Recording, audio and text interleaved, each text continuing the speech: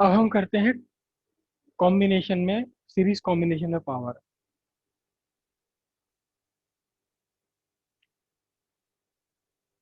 Equivalent power in series combination. अच्छा, इसमें एक चीज थोड़ी सी पीछे जरा सी बात आ जाएगी इसमें, कि ये हमने पावर निकाली है, इक्विवेलेंट पावर निकाली P1 प्लस P2, और जब आप पैरेलल में इन्हें लगा रखा है, पैरेलल में जब इन्हें लगाया हुआ है, तब आपके इंडिविजुअल पावर भी वही रहेगी जो इनकी अपनी रेटेड पावर है। रेटेड पावर है ये P1 V² अपॉन R1। इस रेटेड पावर का मीनिंग है जब आप V वोल्ट पर चला रहे हैं इसे, तब इसकी पावर है P1।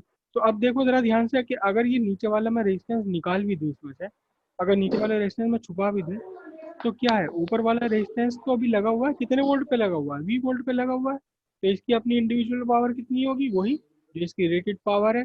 कितनी है rated power, V² upon R1।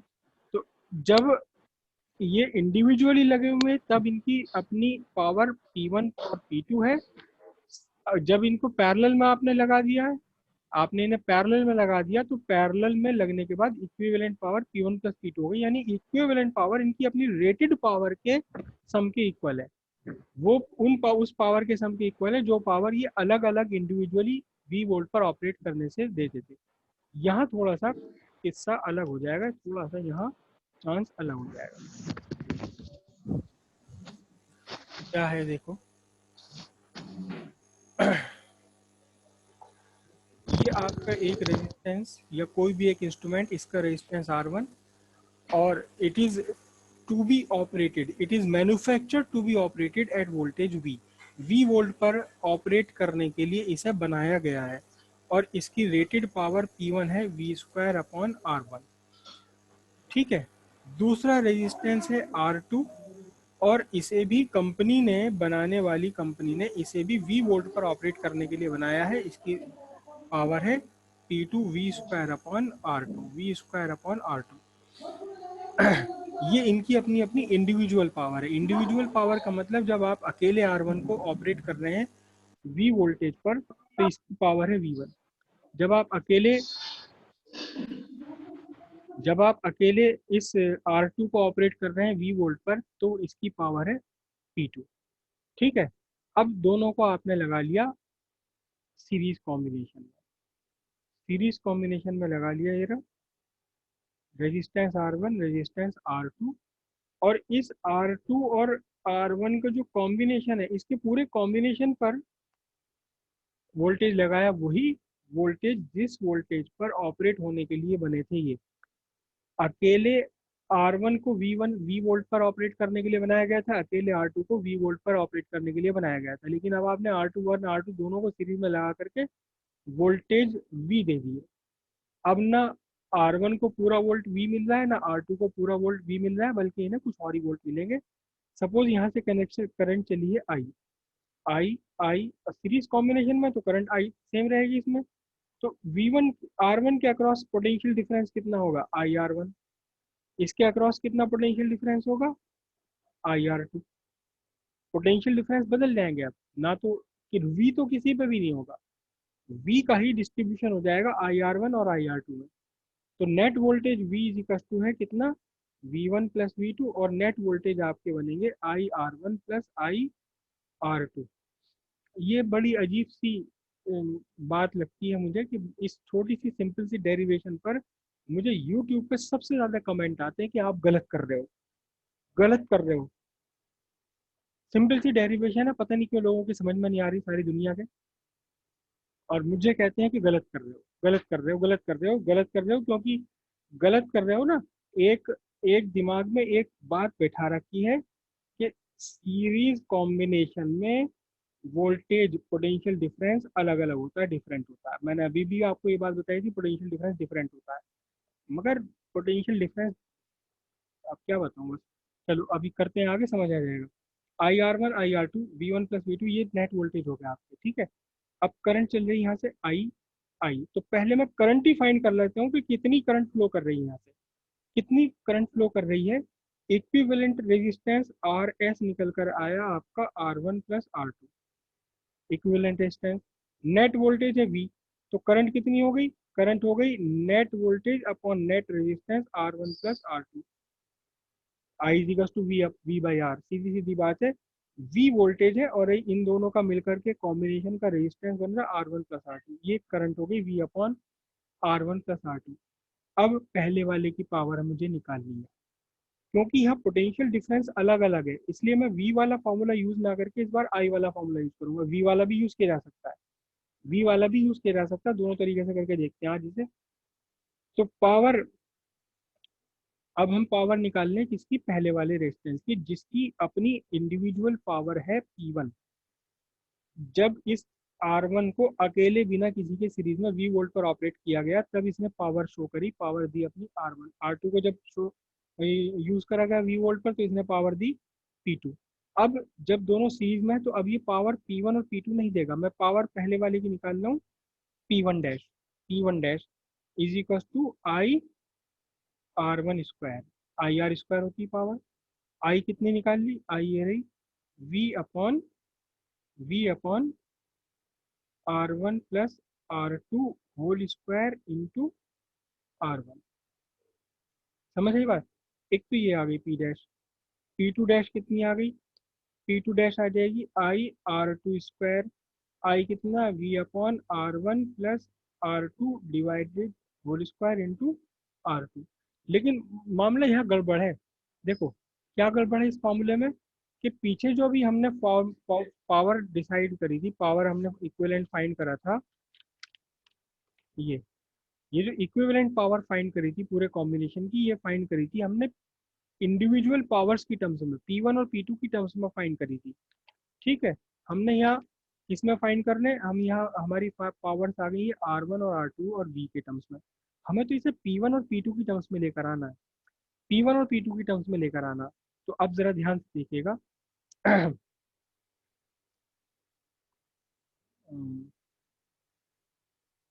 Net resistance तो इसका है R1 plus R2, R1 plus R2। ठीक है, पोटेंशियल डिफरेंस कितना है, पोटेंशियल डिफरेंस है V।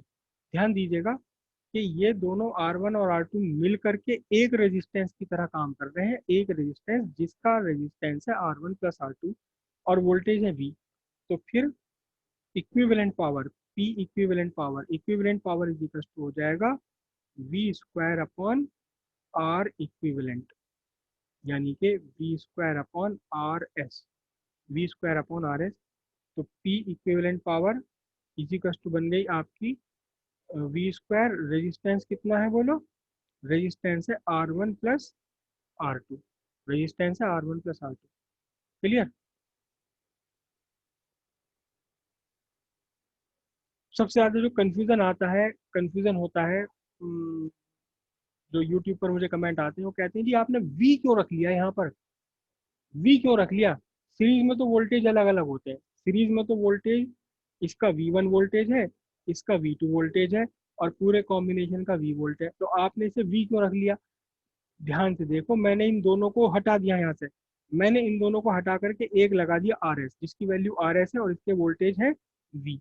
तो वी स्क्वायर आर एस तो पूरे कॉम्बिनेशन का रेजिस्टेंस है, जिसके अक्रॉस है पोटेंशियल डिफरेंस वी। अब अगली स्टेप में मैंने आर एस की वैल्यू रख ली, सिंपल सब्सटीट्यूशन है, पता नहीं क्यों लोगों को समझ नहीं आ रही बात ये। आर एस कितना है R1 प्लस R2, तो आर ये लिख लिया। तो पी इक्विवेलेंट, मैं इसका उल्टा ले लेता हूँ, P equivalent is equal to बना R1 plus R2 by V square, correct. अब मैं इसको अलग अलग कर लेता हूँ, देखो ये बना R1 बाय वी स्क्वायर और ये बना R2 बाय वी स्क्वायर। फिर से मैं लिख रहा हूँ यहाँ फॉर्मूले को, P equivalent is equal to R1 by V square plus R2 by V square. वही कंफ्यूजन पता नहीं क्यों लोगों को बना हुआ है कि जी सीरीज में तो ये वी अलग अलग होता है, आप दोनों को वी क्यों रख रहे हो, अब वी कहाँ रख रहा हूँ मैं, सब्सटीट्यूशन किया है सिंपल। अब देखना जरा ध्यान से, R1 बाई वी स्क्वायर और R2 बाई वी स्क्वायर खुद अपने आप में क्या है, ये R1 by V square R R क्या है, देखो जरा ध्यान से, ये वी स्क्वायर बाय R1 है P1, तो इसका reciprocal R1 by V square, इसी से मैं अगर रेसिप्रोकल बनाऊं R1 by V square, V square तो कितना बनेगा 1 बाय P1। और मैं इसका रेसिप्रोकल बनाऊं R2/v², तो क्या बनेगा 1/p2 बनेगा। तो ये क्या चीज़ है, चलो और बच्चों की तरह खेल कर लेता हूँ, और बच्चों की तरह खेल कर लेता हूँ, 1/v²/r1 प्लस 1/v²/r2। और ये क्या है, इक्विवेलेंट पावर। ये क्या बनी, v²/r1 कितनी बनी है 1/p1, ये बात कितनी बनी है 1/p2 बनी है। तो जब पैरेलल कॉम्बिनेशन में आपने लगाया तो इन इक्विवेलेंट पावर, दोनों के इंडिविजुअल इक्विवेलेंट पावर का रेसिप्रोकल दोनों के इंडिविजुअल रेटेड पावर के रेसिप्रोकल के सम के इक्वल है। The reciprocal of equivalent power is equal to the sum of reciprocals of individual rated powers। ये वो P1 पावर है, ये वो P1 पावर है जब R1 को V वोल्ट पर चलाने से, V वोल्ट पर ऑपरेट करने से आपको मिलती। ये P2 वो पावर है जब R2 को अकेले V वोल्ट पर ऑपरेट करने से मिलती P2 पावर। और कुल मिलाकर equivalent power 1/P1 plus 1/P2 हो जाएगी। और यहाँ भी देखो, जरा ध्यान से देखना, जरा ध्यान से। मैंने पहले वाले को लिया है ये 100 वाट का बल्ब, और दूसरे वाले को लिया मैंने 200 वाट, और प्रैक्टिकली कर रखा है मैंने ये मैंने प्रैक्टिकल भी लॉकडाउन में करके दिखाया था यूट्यूब पर सबको, कि 100 वाट और 200 वाट बल्ब ले करके देखो कि इनका इक्विवेलेंट पावर यही आता है, प्रैक्टिकली भी यही आता है जो मैं यहाँ निकाल रहा हूँ। देखो अब कैसे कैसे आएगा, देखो इनका पी इक्विवेलेंट 1/100 प्लस 1/200। तो एलसीएम कितना आया इसका, एलसीएम 200 आया, 2 + 1, और पी इक्विवेलेंट हो जाएगा आपका 200/3। 200/3 कितना होगा, 6.66 वाट। कितना होता है, देखो ध्यान से, जो इक्विवेलेंट पावर बनी है, अब दोनों मिलकर के जो पावर दे रहे हैं, वो पावर सबसे छोटे वाले की अकेले की पावर से भी कम हो गई। मतलब क्या हुआ, उल्टी सी बात लगती है, देखने में उल्टी सी बात लगती है, सुनने में उल्टी सी बात लगती है कि अजी 100 वाट और 200 वाट को एक साथ जलाओगे तो दोनों मिलकर 60 वाट बन जाएंगे, कुल बन जाते हैं, बिल्कुल बन जाते हैं। मैंने प्रैक्टिकल करके दिखा रखा है। 66.66 वाट होगी, दोनों मिलकर 66.66 वाट शो करेंगे ये, अगर 100 वाट और 200 वाट को एक साथ सीरीज में डाल दिया। अब इसकी अपनी इंडिविजुअल पावर कितनी होगी बोलो।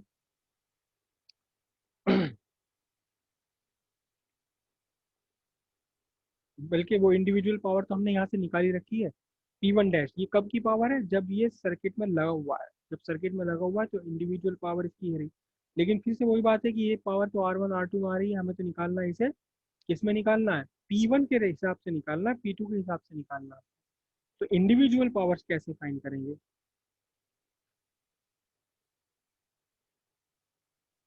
Individual powers P1 dash. P1 dash के लिए मैंने यहाँ से लगाया, V से ले लेता हूँ। चलो, तो सारी दुनिया कहती है कि जी आप वोल्टेज सेम ले रहे हो, मैं अलग अलग ले लेता हूँ वोल्टेज।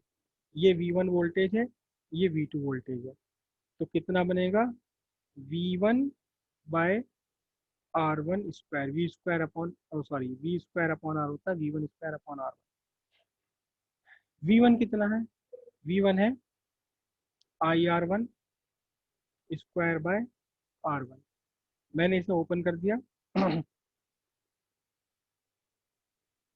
तो ओपन करके फिर वही कहानी आ जाएगी, चलो कोई बात नहीं, रिपीट कर लेते हैं। R1² में से एक R1 कैंसिल होकर I²R1 तो P1 डैश कितना हुआ, P1 डैश कितना हुआ। अब I की वैल्यू कितनी, टोटल वोल्टेज V है और टोटल रेजिस्टेंस है R1 प्लस R2 सीरीज में। Total voltage upon total resistance, ये है करंट की वैल्यू, I² × R1। ठीक है। अब मैं ना इसको उल्टा कर रहा हूँ, रेसिप्रोकल कर रहा हूँ, 1/P1 dash is equals to क्या बनेगा, R1 plus R2 whole square divided by V² × R1। ये V² × R1 रेसिप्रोकल में डिवीजन में गया, और ये R1 प्लस R2 ऊपर मैंने न्यूमरेटर में ले लिए। तो 1/P1 dash is equals to हो जाएगा, इसको ओपन कर लूँ मैं, ओपन ना करूँ मैं इसको मैं ओपन नहीं करूँ, बल्कि मैं इसको यहाँ से सब्स्टिट्यूट कर रहा हूँ। देखना, इसको मैं यहाँ से सब्स्टिट्यूट कर रहा हूँ। V² है ना ये V V square is equal to होगा P1 into R1। V square is equal to V square equals P1 into R1। तो मैं यहाँ से सब्स्टिट्यूट कर रहा हूँ इसको, वी स्क्वायर को R1 plus R2 whole square divided by कितना है P1 R1 इंटू R1। फिर ध्यान से समझ लो, ये वी स्क्वायर कौन सा है, ये वी स्क्वायर टोटल वोल्टेज है पूरे के पूरे कॉम्बिनेशन का। और वोल्टेज वी वोल्ट पर ऑपरेट करा जब R1 को, तो इसने दी पावर P1। पी का फॉर्मूला है पावर का V upon V square upon R, तो मैंने वी स्क्वायर को रख लिया P1 इंटू R1। देखिए P1 इंटू R1। अब अगले स्टेप में क्या हो जाने वाला है, देखो जरा ध्यान से। P1 dash is equal to R1 plus R2 whole square और अपॉन में आर स्क्वायर हो गया। तो मैंने इसे R1 plus R2 upon R1 का whole square into 1 upon P1 कर दिया फॉर्मूले को, ये रहा। तो 1 upon P1 dash is equal to कितना बना, अलग अलग कर लेते हैं, 1 plus R2 bye R1 into 1 bye P1। या यहीं से इसका रेसिप्रोकल कर लें हम, यहाँ से इसका रेसिप्रोकल कर लें, तो P1 डैश बनकर बनता है ये R1 by R1 plus R2 whole square into P1। यहाँ ध्यान से देखिए, आप ध्यान से देखिए कि अब इसकी रेटेड पावर बदल गई। अब इसकी रेटेड पावर बदल गई। अब जो पावर ये शो करेगा सीरीज कॉम्बिनेशन में वो बदल गया। जब अलग पावर इंडिविजुअली ऑपरेट कर रहे थे तो ये पावर शो कर रहा था P1। जब इंडिविजुअली R1 को V वोल्ट पर ऑपरेट करा तो इसने पावर दी P1। लेकिन जब इसे किसी के साथ में R2 के साथ में जब इसको यूज करा गया तो अब इसकी पावर वो नहीं रहेगी जो ये अकेले इंडिविजुअली शो करता था। अब इसकी पावर बदलकर हो जाएगी R1 by R1 plus R2 whole square into P1। मतलब अब नेट पावर इसकी अपनी अपनी जो पावर है ये R1 खुद इसके अपने रेजिस्टेंस पर भी डिपेंड करेगी और खुद दूसरा किसके साथ जोड़ा गया उसके रेजिस्टेंस पर भी डिपेंड करेगी।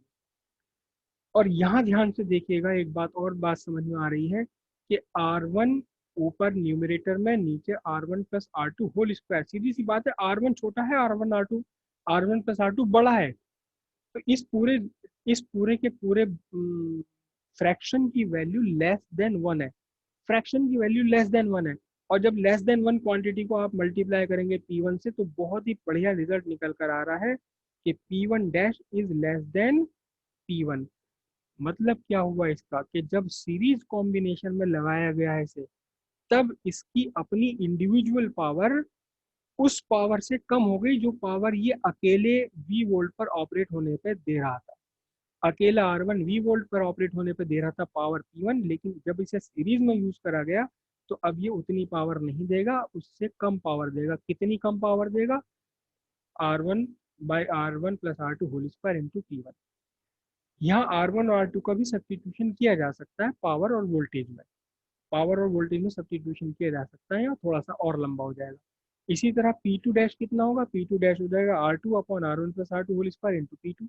तो P2 डैश भी P1 से कम होगा।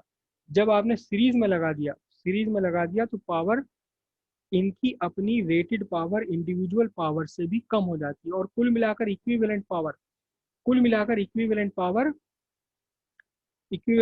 क्या होती है, इक्विवेलेंट पावर आपके नेट पावर से भी कम हो जाती है। दोनों की, जो सबसे छोटे वाला है उसकी पावर से भी कम हो जाती है। अच्छा, एक और रिजल्ट यहाँ से निकाल के दे दें, एक और रिजल्ट यहाँ से निकाल के देखें।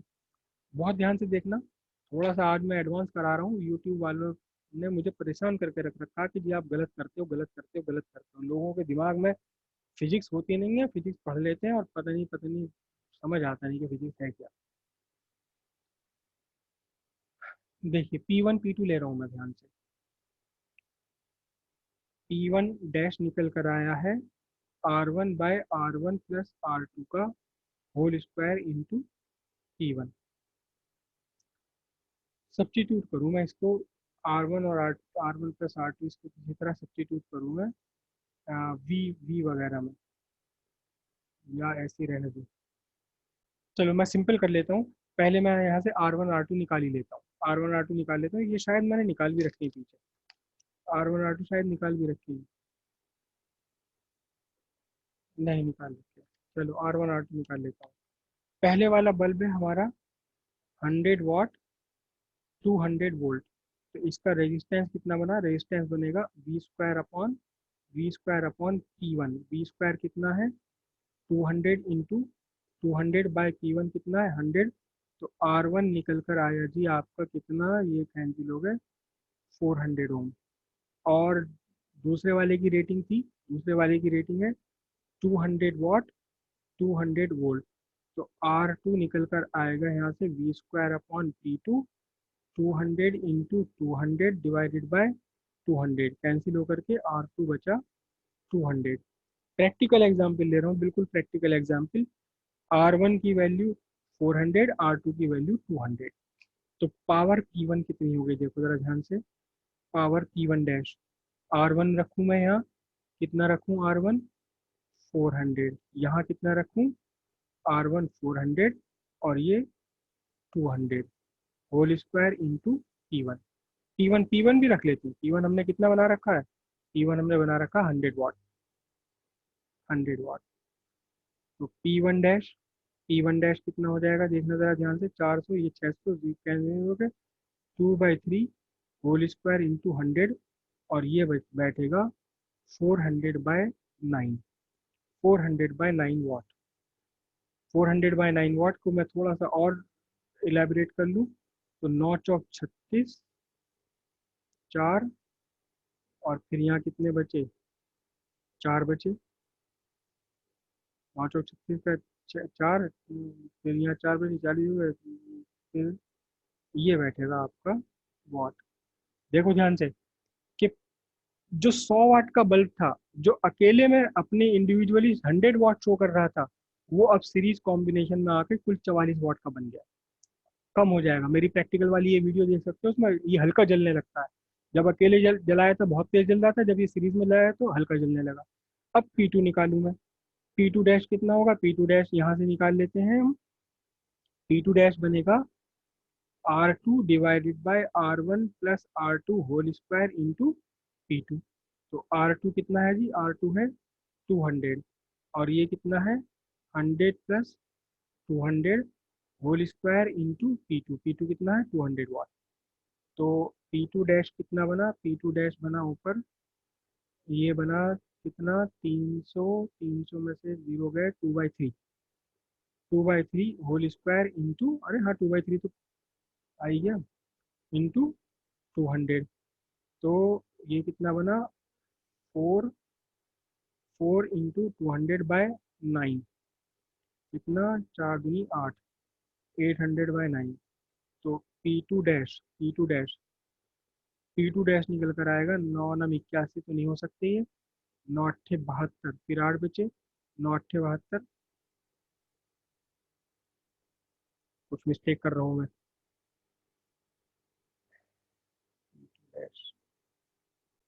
हाँ यहाँ मिस्टेक कर दी ना मैंने, ये R1 प्लस R2 था, R1 तो 400 है, R1 है 400 और R2 है ये। तो 400 और ये कितना हो गया जी आपका 600 में से 2 गया तो बचेगा 1/3, बचेगा 1/3 200 और ये 600 जीरो गए 2/6 बचा 1/3 बचा होल स्क्वायर। तो ये बना आपका 1/3 और यहाँ आपका आंसर आएगा ये P2 डैश आंसर आएगा 200/9। तो 9 दूनी 18 और फिर 9 दूनी 18 22.1।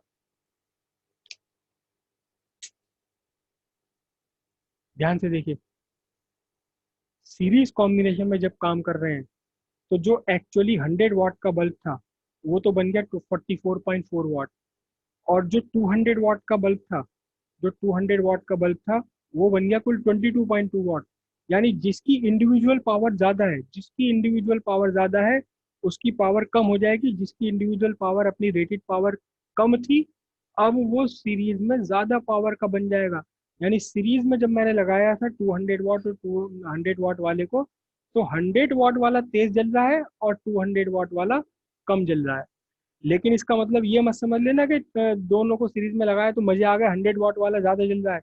दोनों की मिलाकर भी पावर 100 वाट से कम रहेगी, दोनों की कुल मिलाकर के, दोनों की कुल मिलाकर लाइट अकेले 100 वाट वाले वाले से भी कम रह जाएगी, कुल 66.6 वाट रह जाएगा।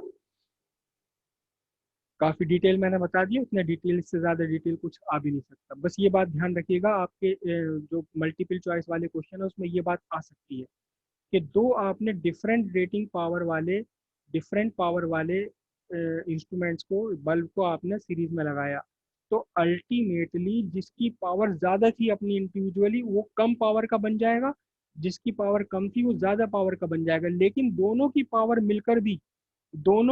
मिलकर भी सबसे छोटे वाले बल्ब की पावर से कम रहेगी। ऐसा नहीं है कि आपने 100 वाट और 200 वाट को जला दिया एक साथ सीरीज में तो 100 वाट वाला बहुत तेज जलेगा, मजे आ गए ना। दोनों मिलकर के, दोनों की रोशनी मिलकर अब भी 100 वाट वाले से भी कम रह जाएगी।